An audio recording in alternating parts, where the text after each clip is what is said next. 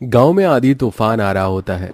सभी लोग अपने अपने घरों से सामान कपड़े उठाकर अपने घर में रख रहे होते हैं। माँ माँ, बाहर आंधी तूफान चल रहा है, बहुत तेज बारिश आने वाली है। अरे राजू, मैंने बाहर कपड़े सुखाने के लिए डाले थे, जा जल्दी से उन्हें उठा कर लिया, नहीं तो बारिश के चलते भीग जाएंगे। ओहो, इस बारिश को भी अभी ही आना था। अब मैं क्या करूं? छत पर तो प्लास्टिक की त्रिपाल भी नहीं लगाई अभी तक। राधिका ऐसा कहकर फौरन तिरपाल उठाकर लाती है और बारिश से अपने घर को बचाने के लिए उस तिरपाल को अपने घर की छत पर लगाने की कोशिश करती है।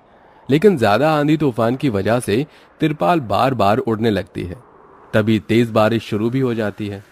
अरे ये क्या माँ, बारिश शुरू हो गई, अब हम लोग क्या करें? चलो बच्चों, घर के अंदर चलो। अब हम लोग ये तिरपाल घर की छत पर नहीं लगा पाएंगे।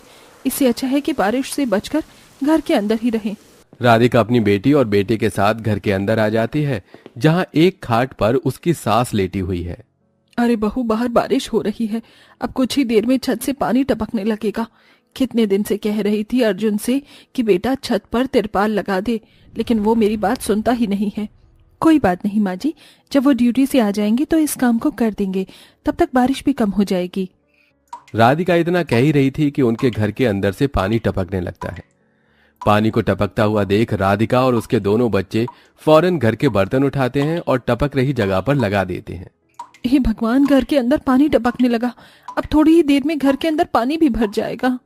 सही कहा माँ आपने, अगर हमारा घर पक्का होता तो ऐसा ना होता। आप हमारे घर को पक्का क्यों नहीं बनवा देती हो? अरे बेटी, घर पर पैसा लगाना तो बहुत दूर की बात है। अभी घर में 2 वक्त का खाना मिल जाए, वो ही बहुत बड़ी बात है। राधिका ऐसा कहकर आरती को पढ़ाई करने के लिए भेज देती है। आज अगर पैसे होते तो इतनी परेशानियों का सामना न करना पड़ता, और मैं अपने इस टूटे फूटे घर को या तो मरम्मत करवा लेती या फिर इसकी छत ही डलवा देती। पैसा न होने की वजह से राधिका अपने घर को पक्का नहीं करवा पाती। देखते ही देखते अब उनके घर में चारों तरफ पानी ही पानी भर जाता है और इधर अमीर घर के बच्चे और माता पिता सभी बारिश में नहा रहे होते हैं। अरे निर्मला, आज भी तुम बिल्कुल वैसी दिखाई देती हो जैसी शादी के समय दिखाई देती थी। पहली बार जब मैंने तुम्हें देखा था तब भी तुम भीगी हुई साड़ी में थी और बहुत जोरों से बारिश हो रही थी। हाँ, सही कहा तुमने, मुझे भी बहुत अच्छे से याद है वो दिन। इतनी तेज बारिश हो रही थी और तुमने मुझे मेरे घर पर छोड़ा था। बस तभी से मैं तुम्हारी फैन हो गई थी। क्या बात है माँ जी, बाबूजी, आपकी बारिश तो कुछ कमाल की हिक थी। हमारी बारिश इसके आगे कुछ भी नहीं है। माँ मुझे बॉल दो ना, मुझे बॉल से खेलना है। मैं भी तुम्हारे साथ खेलूंगा। अच्छा बच्चों, ज्यादा देर बारिश में मत खेलना, नहीं तो बुखार भी हो सकता है। जल्दी जल्दी बारिश में नहाकर घर में आ जाना। मैं तो नहा ली, अब मैं जा रही हूँ। तभी विवेक मालिनी को रोक लेता है और उससे कहता है, अरे मालिनी, अभी कहाँ जा रही हो? अभी तो बारिश में भीगने का मजा आ ही रहा था। चलो अभी थोड़ी देर में बारिश में भीगेंगे। विवेक ऐसा कहकर मालिनी के साथ और अपने दोनों बच्चों के साथ बारिश में भीगता रहता है। इधर वो अमीर परिवार बारिश का आनंद उठा रहा था, तो गरीब परिवार के घर में पानी इतना भर गया था कि उन्हें बर्तन लेकर पूरे परिवार को एक साथ पानी घर से बाहर निकालना पड़ रहा था। कोई बात नहीं, सब कुछ ठीक हो जाएगा। कब क्या ठीक होगा? जब जब बारिश आती है हमारी यही आफत हो जाती है। जब पैसे आएंगे तो हम इस मकान को पक्का कर देंगे। राधिका ऐसा कहकर सभी का हौसला बढ़ा रही होती है। पूरा परिवार बहुत ज्यादा परेशान था। जब जब बारिश होती है तो गरीब लोगों के साथ ऐसा ही होता है। किसी गरीब की पक्की छत नहीं होती तो किसी के घर में सीधा पानी भर जाता है।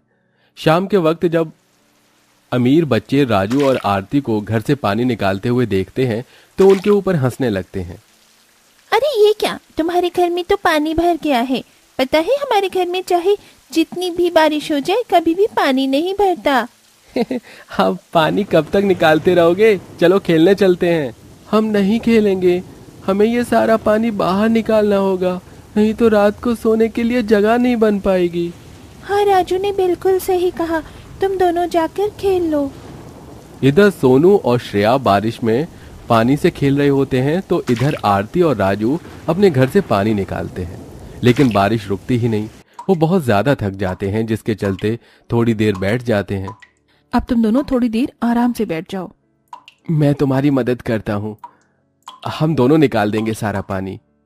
राधिका और अर्जुन दोनों पति पत्नी मिलकर अपने घर से पानी निकालते हैं। जैसे जैसे बारिश खत्म होती है वो पानी निकालकर अपने घर को सुखा लेते हैं। हमें सरकार से बात करनी चाहिए। अगर हमें लोन मिल जाए तो हम अपने मकान को पक्का कर लेते हैं। सरकार ऐसे लोन नहीं देती, लोन मिलना बहुत मुश्किल है, और फिर अगर हमने लोन ले भी लिया तो उसे चुकाएंगे कैसे? आपने बिल्कुल सही कहा। पूरा परिवार इसी बारे में सोचता हुआ रात बिता देता है।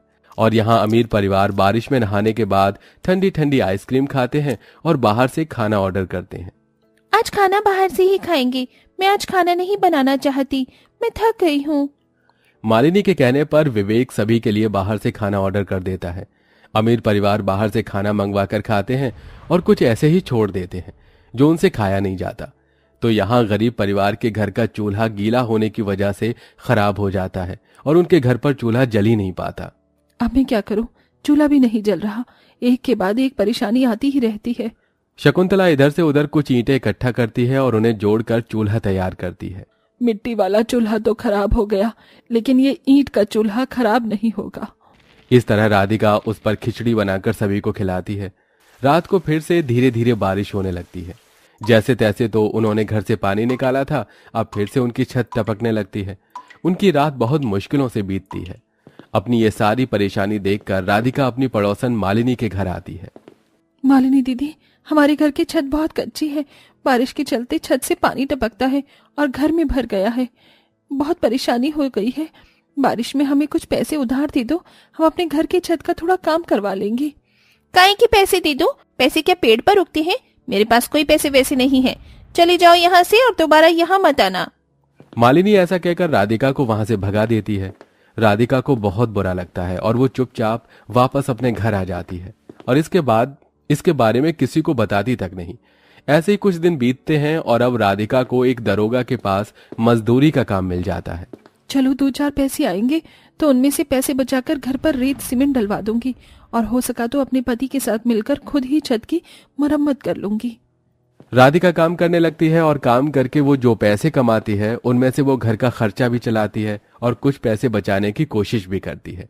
जो पैसे वो बचाती है उन पैसों से वो रेत, बदरपुर और सीमेंट खरीद लेती है, जिसके चलते वो खुद अपने पति के साथ मिलकर अपनी छत की मरम्मत धीरे धीरे करने लगती है।